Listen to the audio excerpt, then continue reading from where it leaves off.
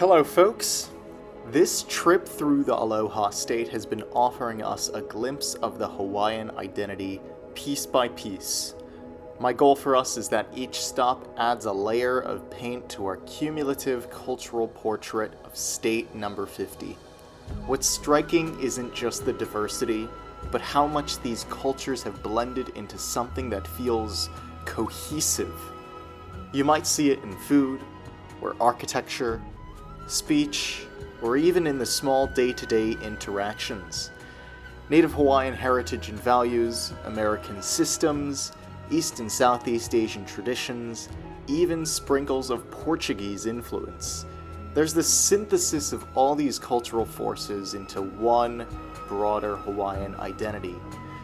And among all these influences, one of the most prominent, and the one that'll really stand out today, is Japanese. We've already witnessed and examined a great deal within our first 2 days, but we've really only traveled around one region of one island of this one state. The vast majority of the popular spotlight here on Oahu Island is concentrated in and around the Honolulu area, but Oahu encompasses way more than the state capital. Much of the island's north is actually fairly remote, largely removed from the heavy traffic that befalls Honolulu. The Ko'olau Mountains seal off easy access across like a towering wall of earth and rock. At least that's what I imagined it to be when I was there. Would you try to expand your city across steep grades? I don't think so. Not across this natural barrier. Not that it's too difficult a task in the modern day to cross to the other side of these mountains, but it still does take some planning. When I mean planning, I mean the proper awareness to keep track of Oahu's bus schedule. Today, we're embarking on a day trip over to the Windward side of Oahu, courtesy of the bus. More on that later. This part of the island, the Windward Coast, is somewhat a world of its own. In terms of climate, it's moderately more lush and misty than the South Shore, which doesn't see as much rainfall. According to Mr. Copen's standards, the Honolulu area is technically classified as a savanna. The Windward Coast catches the full force of the trade winds, which pull in oceanic moisture, then proceed to splash it over this side of the mountain range. And despite the force of this natural event, the trade winds struggle to carry the remaining moisture past the huge Ko'olau range. Who knew terrain on this compact island could reach such incredible heights? That means we've gotta cross this mountain range somehow in order to reach our destination. By the way, I have to make a special shout out to Stefano. He was an individual whom I had the pleasure of getting to know just the day prior after discovering a whole new set of people at my accommodation, which was a hostel right in Waikiki in Honolulu, who happened to spontaneously accompany me throughout the day. I fully intended to ride through this day trip solo. I had my plans made, and literally minutes before I jumped on the bus, he expressed some interest about joining for the adventure after I described it briefly to a couple of people. Even though my whole shtick is that I'm solo traveling across the 50 states, there occasionally come opportunities that I just can't pass up. This was one of them, and I was beyond eager to accept his request to tag along. So eventually we pass across the Ko'olau range and reach the suburb of Ahuimanu, just outside of Kaneohe, which is one of this Windward Coast's major towns. And finally we reach a valley. At the back of this valley, inside a memorial park of all places, we discover a wide open parking lot. You know, where the locals and those with enough funds for a vacation car rental first access the area.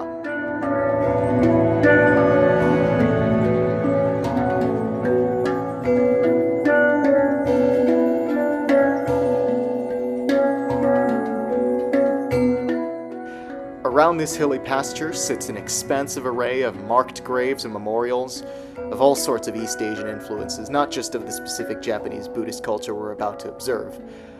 Now, normally there's admission required to enter. The owners have to make money somehow. So please expect to bring a wallet in addition to your camera. My memory's hazy at this point, though I vaguely remember something unexpected that was offered in our favor. Either a generous discount for us, or some attendant waving us on to pass into the property for free. Lucky break? I'm still unsure. And then we finally see it close up. The temple referred to as Byodo-In. If you think the name sounds somewhat Japanese, well, that's because it is a Japanese name. The Buddhist temple we're witnessing is a replica of a much older 10th century Japanese Buddhist temple from Uji, just outside the city of Kyoto.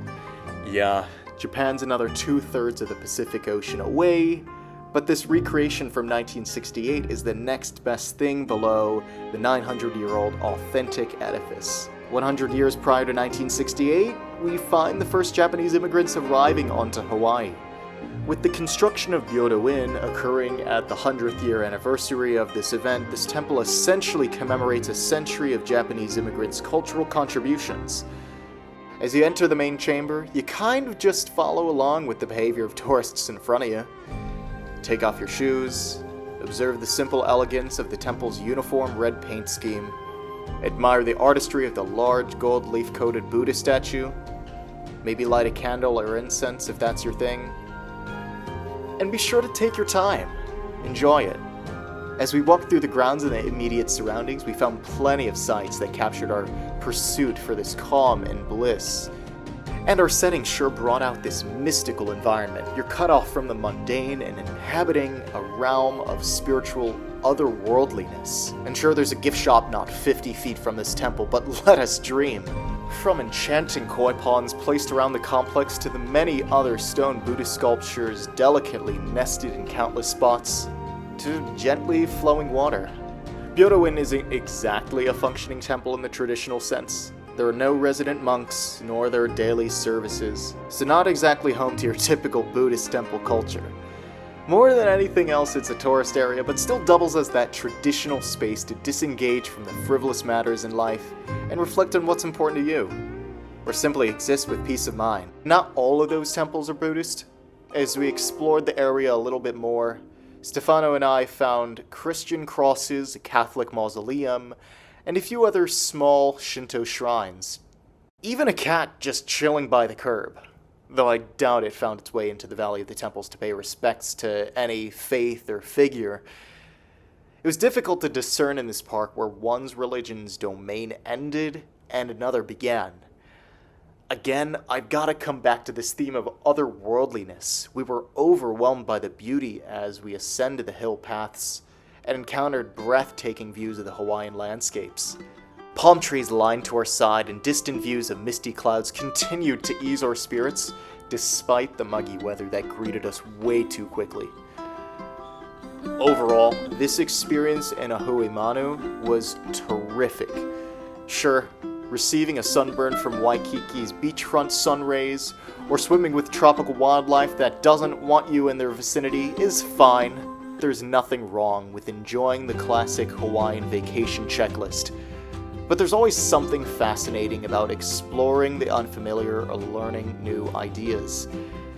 This place has that and more, and all the while in a tranquil abode, perfect for a small escape from the Honolulu area. That is, until we found a McDonald's right across from the entrance and knew we had to return to our unmistakably material civilization. Whatever though, it was perfect for a small escape from the Honolulu area before we continued forth with the next jumble of adventures.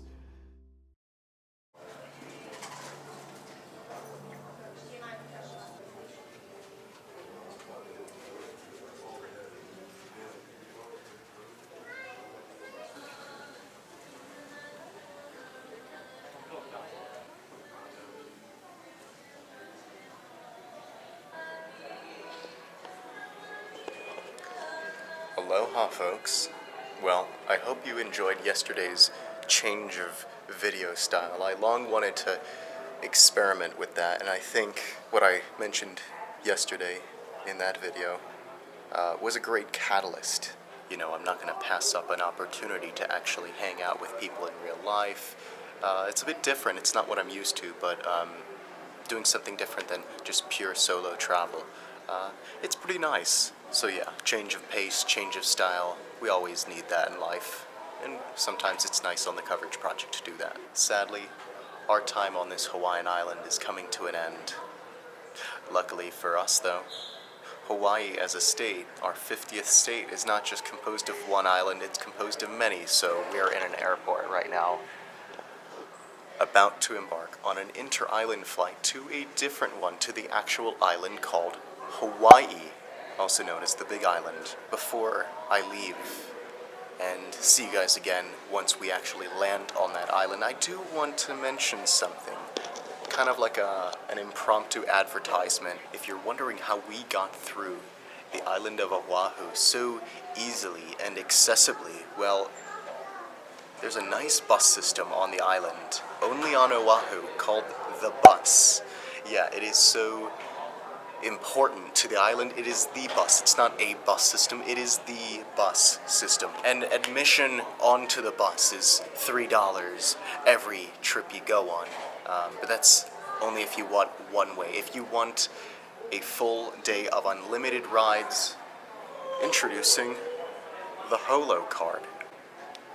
This card, for the low price of $9.50, allows you, for 24 hours, unlimited bus rides anywhere accessible on the island from this bus system. It was very, very valuable.